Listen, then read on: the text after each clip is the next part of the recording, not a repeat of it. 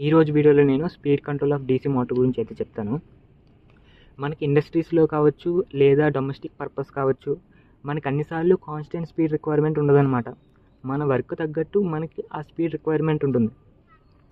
ఇలాగా మనకి రిక్వైర్మెంట్ ఉన్న స్పీడ్లో రొటేట్ అవ్వాలంటే మనం ఇక్కడ మోటార్ని స్పీడ్ కంట్రోల్ చేయాలి. ఇలా స్పీడ్ కంట్రోల్ చేయడానికి మనకైతే కొన్ని మెథడ్స్ అయితే ఉన్నాయి. వాటి గురించి ఈరోజు వీడియోలో అయితే డిస్కస్ చేద్దాం.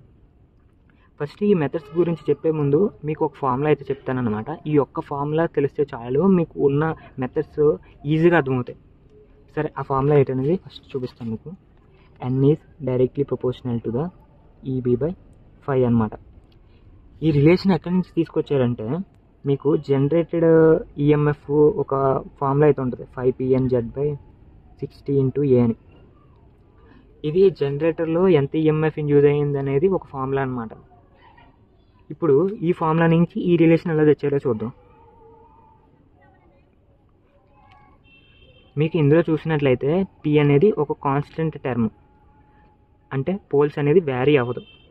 అలాగే జెడ్ కండక్టర్స్ కూడా మనకి వ్యారీ అవ్వదు. ప్యారలల్ పాస్ ఇది కూడా ఒక కాన్స్టెంట్, 60 అనేది కూడా ఒక కాన్స్టెంట్. కాబట్టి వీటిని మీరు కే అని రాసుకోవచ్చు, కాన్స్టెంట్ కే అని రాసుకోవచ్చు, 5 × N అనమాట. మీకు ఇంకోటి ఏంటంటే, జనరేటెడ్ ఈఎంఎఫ్ అన్నా ఈబీ అన్నా ఒకటే. జనరేటెడ్ ఈఎంఎఫ్ అంటే ఇది జనరేటర్లో ప్రొడ్యూస్ అయ్యే ఈఎంఎఫ్, జనరేట్ అయ్యేది. ఇది మోటార్లో ఇండ్యూస్ అయిన జనరేట్ అయ్యే ఈఎంఎఫ్ అనమాట. రెండు ఒకటే అనమాట. రెండు ఒక వర్కింగ్ ప్రిన్సిపల్ మీద యూజ్ చేసుకుని ఈఎంఎఫ్ ఇండ్యూస్ అవుతాయి. ఓకేనా? ఇప్పుడు దీని నుంచి ఎన్ రాయని, ఎన్ is equals to EG/5 × 1/K. దీని నుంచి N is directly proportional to the EG/5. అంటే మనం ఈజీని ఈబీ అని కూడా రాసుకోవచ్చు. కాబట్టి ఎన్ ఈజ్ ఈక్వల్స్ టు EB/5. ఇక్కడ నుంచి మనకి రిలేషన్ అయితే వచ్చిందనమాట, జనరేటెడ్ ఈఎంఎఫ్ దగ్గర నుంచి. సరేనా? మీరు ఇదంతా గుర్తుపెట్టుకోవాల్సిన అవసరం అయితే లేదనమాట. మీరు ఇది ఒక్క ఫార్ములా గుర్తుపెట్టుకుంటే మీకు ఏదైనా అర్థమవుతుంది. అండ్ అలాగే ఇంకోటి ఏంటంటే, ఈ ఈబీ అనేది ఉంది కదా, ఈబీని మనం V-IARE అని కూడా రాసుకోవచ్చు. ఇది కూడా ఇంపార్టెంట్. ఇది ఎప్పుడంటే షంట్ మోటార్కి. మీకు ఈ రిలేషన్స్ అర్థం అవ్వకపోతే ఫస్ట్ టైప్స్ ఆఫ్ మోటార్స్ గురించి అయితే నేర్చుకోండి. అది నేను వీడియో ఆల్రెడీ చేశాను, అది ఒకసారి చూడండి. Shunt motor. అదే మీకు సిరీస్ మోటార్ అనుకోండి, ఈబీ ఏమవుతుందంటే V-IARA+RSC అవుతుంది. ఓకేనా? ఇది సిరీస్ మోటార్కి. సరే, ఇప్పుడు ఏవే మెథడ్స్ని యూజ్ చేసుకుని మనం స్పీడ్ కంట్రోల్ చేయొచ్చు అని అయితే చెప్తాను. అందులో ఫస్ట్ మెథడ్ ఏంటంటే field control method. Field control or flux control method.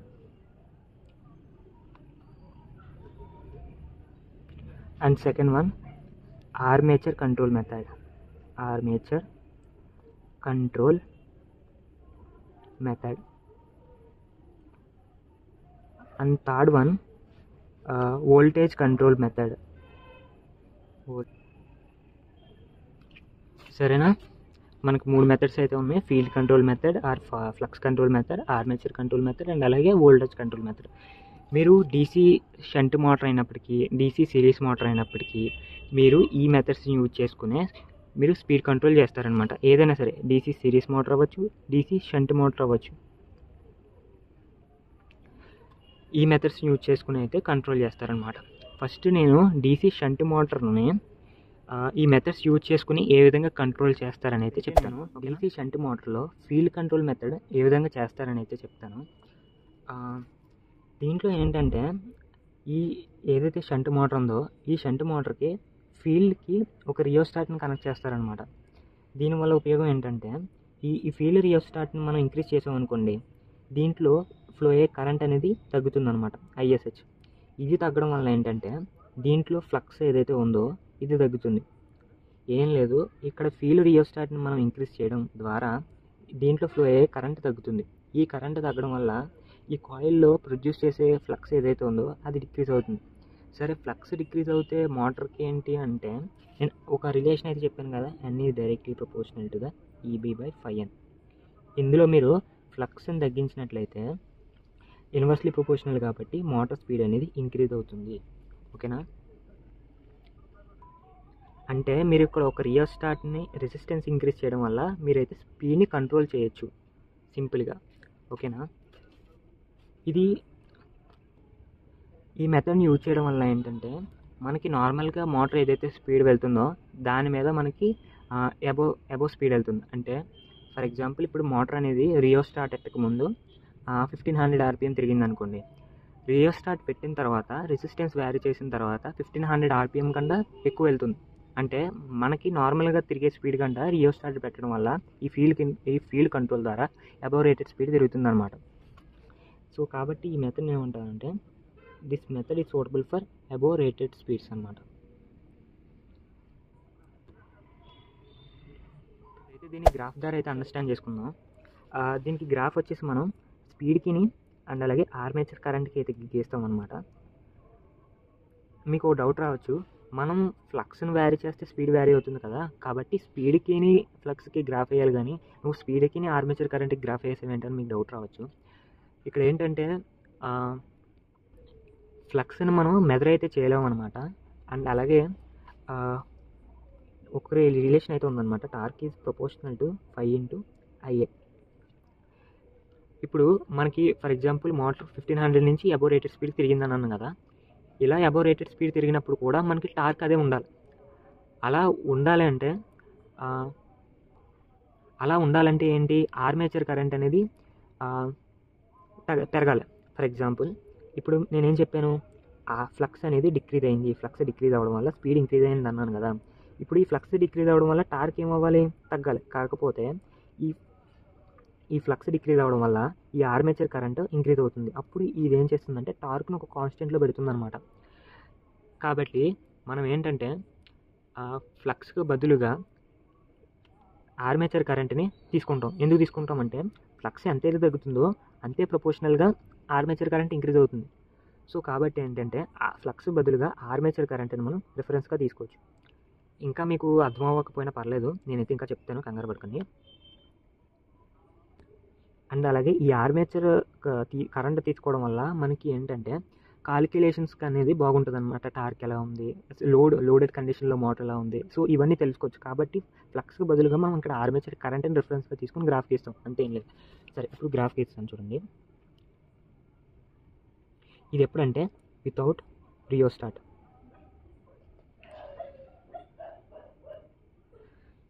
ఇక్కడ ఏం జరుగుతుందంటే మనకి ఆర్మేచర్ కరెంట్ ఇంక్రీజ్ చేసే కొద్దీ స్పీడ్ అనేది డిక్రీజ్ అవ్వకుండా వస్తుంది. ఇప్పుడు మనం ఎప్పుడైతే రియోస్టాట్ని వాడమో అప్పుడు అనేది మనకి ఏం చెప్పాను, అబవ్ రేటెడ్ అంటే ఇప్పుడున్న స్పీడ్ కన్నా డబుల్ కాదు ఇంక్రీజ్ అవుతుందని చెప్పాను కదా. ఇది ఎప్పుడంటే విత్ రియోస్టాట్. ఓకేనా? సో ఏం లేదండి, ఈ మెథడ్లో ఏంటంటే మనం ఫ్లక్స్ని కంట్రోల్ చేసి డీసీ మోటార్ స్పీడ్ని వ్యారీ చేస్తాం. ఈ మెథడ్ యూజ్ చేసి మనం అబవ్ రేటెడ్ స్పీడ్, అదే అబవ్ నార్మల్ స్పీడ్ని అయితే మనం అయితే తెచ్చుకోవచ్చు అనమాట. ఓకేనా? సరే, ఇప్పుడైతే నేను ఫీల్డ్ కంట్రోల్ మెథడ్ అయిపోయింది కదా, ఇప్పుడు నేను ఆర్మేచర్ కంట్రోల్ మెథడ్ అయితే చెప్తాను. ఆర్మేచర్ కంట్రోల్ మెథడ్లో ఒక రియోస్టాట్ని అంటే ఒక రియోస్టాట్ని మనం తీసుకొచ్చి ఆర్మేచర్ సిరీస్లో కనెక్ట్ చేస్తాం అనమాట. ఆర్మేచర్ కంట్రోల్ మెథడ్లో మనం ఒక రియోస్టాట్ని తీసుకొచ్చి ఆర్మేచర్కి సిరీస్లో కనెక్ట్ చేస్తాం. సో ఏంటంటే ఇందులో ఏం చేస్తామంటే రెసిస్టెన్స్ని మనం పెంచుతాం అన్నమాట. ఇలా పెంచడం వల్ల ఏంటంటే మనకి బిలో నార్మల్ స్పీడ్ వస్తుంది. అది ఎలాగంటే ఇప్పుడు ఇది వోల్టేజ్ కదా, ఈ వోల్టేజ్ అనేది ప్యారల్లో సేమ్గా ఉంటుంది. అంటే ఇక్కడ ఈ అక్రాస్ సేమ్గా ఉంటుంది అండ్ ఫీల్డ్ వైండింగ్ దగ్గర కూడా సేమ్గా ఉంటుంది. బట్ ఈ రెండు సిరీస్లో కనెక్ట్ అయి ఉన్నాయి కాబట్టి మనకి ఇక్కడ ఒక వోల్టేజ్ డ్రాప్ అవుతుంది అండ్ మనకి ఇక్కడ ఒక వోల్టేజ్ డ్రాప్ అవుతుంది. మనం ఒక ఫీల్డ్ రియోస్టాట్ కనెక్ట్ చేసాం కాబట్టి. ఇప్పుడైతే మనం ఇక్కడ రియోస్టాట్ రెసిస్టెన్స్ పెంచామనుకోండి, అప్పుడు ఇక్కడ వోల్టేజ్ డ్రాప్ అనేది ఎక్కువ అవుతుంది, ఇక్కడ మనకు వోల్టేజ్ డ్రాప్ అనేది తక్కువ వస్తుంది కదా. సో అప్పుడు ఏమవుతుంది, మనకి దీనికి రావాల్సిన వోల్టేజ్ అనేది తగ్గిపోతుంది. సో ఆర్మేచర్లో దానికి రావాల్సిన వోల్టేజ్ తగ్గిపోతే మోటార్ అనేది స్పీడ్ స్లో అవుతుంది అనమాట. సరే, ఇప్పుడు మీకు ఇది ఫార్ములా ప్రకారంగా అయితే చెప్తాను. ఇది అయితే థియరిటికల్గా ఫార్ములా ప్రకారం చెప్పాలంటే నేను Vn = V - Ia Ra plus ఇక్కడ ఒక రెసిస్టర్ కనెక్ట్ చేసాం అన్నాం కదా, ప్లస్ RC అని అయితే ఒకటి రాయండి. అంటే ఐఆర్ఏ అనే, కాకపోతే ఇక్కడ ఒక రెసిస్టర్ సిరీస్లో కనెక్ట్ చేసాం కాబట్టి ఆర్సీ బై ఫ్లక్స్ ఫై. ఇక్కడ మీరు చూసినట్లయితే ఈ రెసిస్టెన్స్ని మనం ఇంక్రీజ్ చేస్తే కనుక ఈ నెగిటివ్ వాల్యూ అనేది ఇంక్రీజ్ అవుతుంది. నెగిటివ్ వాల్యూ ఇంక్రీజ్ అవుతే కనుక టోటల్ వాల్యూ అనేది తగ్గుతుంది. ఇది తగ్గడం వల్ల ఏంటంటే మనకి స్పీడ్ కూడా తగ్గుతుంది అనమాట. అంతే, దీంట్లో ఏం లేదు. ఈ మెథడ్ యూజ్ చేసుకొని మనం బిలో నార్మల్ స్పీడ్, అంటే నార్మల్ స్పీడ్ కంటే తక్కువ ఉండొచ్చు, తక్కువ అయితే వస్తుందన్నమాట. సరే, ఇప్పుడైతే మనం దీన్ని గ్రాఫికల్గా అర్థమైతే చేసుకుందాం. సో ఇది వచ్చేసి మనకి ఇది కూడా సేమ్ ఆర్మేచర్ కరెంట్కి స్పీడ్కి అయితే గ్రాఫ్ వేస్తాం. మనకి ఇందులో ఏంటంటే గ్రాఫ్ అనేది మనకి ఆర్మేచర్ కరెంట్కి స్పీడ్కి ఒక లీనియర్, అంటే ఒక స్ట్రైట్ లైన్ కింద ఒక లీనియర్ కింద అయితే వచ్చింది. బట్ ఇందులో ఏంటంటే ఆర్మేచర్ కరెంట్కి ఇందులో ఫ్లో అవుతుంది కదా, దీనికి ఒక రియోస్టాట్ పెట్టడం వల్ల ఒక కరువులా వస్తుంది అనమాట మనకి గ్రాఫ్.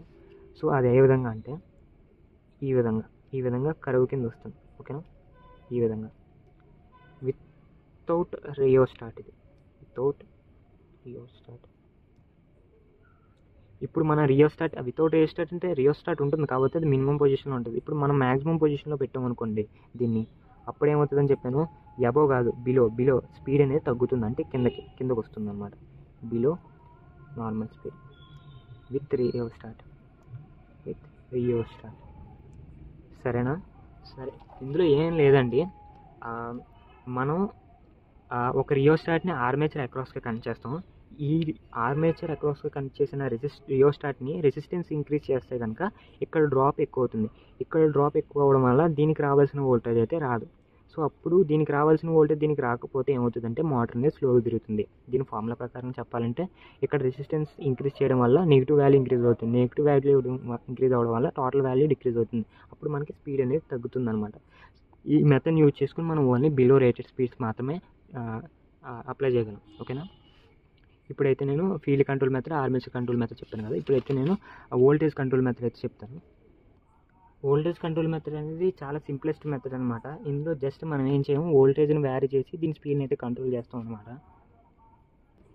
మనకైతే ఒక రిలేషన్ తెలుసు, N is directly proportional to the V minus IRA by phi అని. ఇందులో మనం ఏం చెప్పాను, వోల్టేజ్ వ్యారీ చేస్తున్నాం అని చెప్పాం కదా. ఇప్పుడు వోల్టేజ్ని ఇంక్రీజ్ చేసాం అనుకోండి, దీనికి ప్రపోర్షనల్గా N ఉంది కాబట్టి N కూడా స్పీడ్ కూడా ఇంక్రీజ్ అవుతుంది. అదే వోల్టేజ్ తగ్గిస్తే కనుక మనకి స్పీడ్ అనేది తగ్గుతుంది, అంటే ప్రపోర్షనల్గా ఉంటుంది అనమాట. సింప్లెస్ట్ మెథడ్ ఇది. ఓకేనా? ఇప్పుడైతే నేను DC మోటార్స్, షంట్ మోటార్, అది కూడా షంట్ మోటార్ స్పీడ్ కంట్రోల్ అయితే చెప్పాను కదా. ఇప్పుడైతే మీకు సిరీస్ మోటార్ని ఈ మెథడ్స్ని యూజ్ చేసుకుని ఏ విధంగా కంట్రోల్ చేస్తారని అయితే చెప్తాను. మనకి సిరీస్ మోటార్లో ఫీల్డ్ ఆర్ ఫ్లక్స్ కంట్రోల్ మెథడ్లో మళ్ళీ మనకి 3 మెథడ్స్ ఉంటాయి అన్నమాట. మనకి ఈ షంట్ మోటార్లో అన్ని మెథడ్స్ అయితే ఉండవు, డైరెక్ట్ ఫీల్డ్ని కంట్రోల్ చేస్తాం. బట్ ఈ సిరీస్ మోటార్లో ఫీల్డ్ కంట్రోల్ మెథడ్లో మళ్ళీ 3 టైప్స్ ఉంటాయి. ఫస్ట్ది వచ్చేసి ఫీల్డ్ డైవర్టర్ మెథడ్, సెకండ్ది వచ్చేసి ఆర్మేచర్ డైవర్టర్ మెథడ్, అండ్ అలాగే ట్యాప్డ్ ఫీల్డ్ కంట్రోల్ మెథడ్. నేనైతే ఫస్ట్ ఫీల్డ్ ఫ్లక్స్ కంట్రోల్ మెథడ్లో ఫీల్డ్ డైవర్టర్ మెథడ్ గురించి అయితే చెప్తాను. ఈ ఫీల్డ్ డైవర్టర్ మెథడ్లో మనం ఏం చేస్తామంటే, ఈ సిరీస్ వైండింగ్ ఉంది కదా, ఈ వైండింగ్కి మనం ఒక రియోస్టాట్ని డైవర్ట్ చేస్తాం, అంటే దీనికి ప్యారలల్గా కనెక్ట్ చేస్తాం, అంతే, ఏం లేదు. ఇప్పుడు దీని రెసిస్టెన్స్ అనేది మనం తగ్గించాం అనుకోండి ఈ ఫీల్డ్ వైండింగ్ కన్నా, అప్పుడు ఏమవుతుంది, ఇందులో ఫ్లో అవ్వాల్సిన కరెంట్ అనేది సమ్ పార్ట్ ఇందులో ఫ్లో అవుతుంది. దీంట్లో ఫ్లో అవ్వడం వల్ల దీంట్లో ఫ్లో అయ్యే కరెంట్ అనేది తగ్గిపోతుంది అనమాట. ఇది తగ్గడం వల్ల మనకి ఫ్లక్స్ అనేది తగ్గుతుంది. నేనేం చెప్పాను, N is directly proportional to the EB/φ అని చెప్పాను కదా. ఇందులో ఏంటి, ఫ్లక్స్ తగ్గింది. ఫ్లక్స్ తగ్గితే ఏంటి, స్పీడ్ ఇంక్రీజ్ అయింది. ఓకేనా? చూసారు కదా, మనం జస్ట్ ఇక్కడ కరెంట్ని డైవర్ట్ చేస్తున్నాం అనమాట, అంటే రెసిస్టెన్స్ తగ్గిస్తాం. ఎలా తగ్గించాలంటే ఈ వైండింగ్ మీద మనం ఈ వైండింగ్ రెసిస్టెన్స్ కంటే దీని రెసిస్టెన్స్ తక్కువ ఉండేలా చేస్తాం. అప్పుడేమవుతుంది, దీంట్లోకి వెళ్ళాల్సిన కరెంట్ అనేది దీంట్లో వెళ్తుంది, సమ్ పార్ట్ డైవర్ట్ అవుతుంది.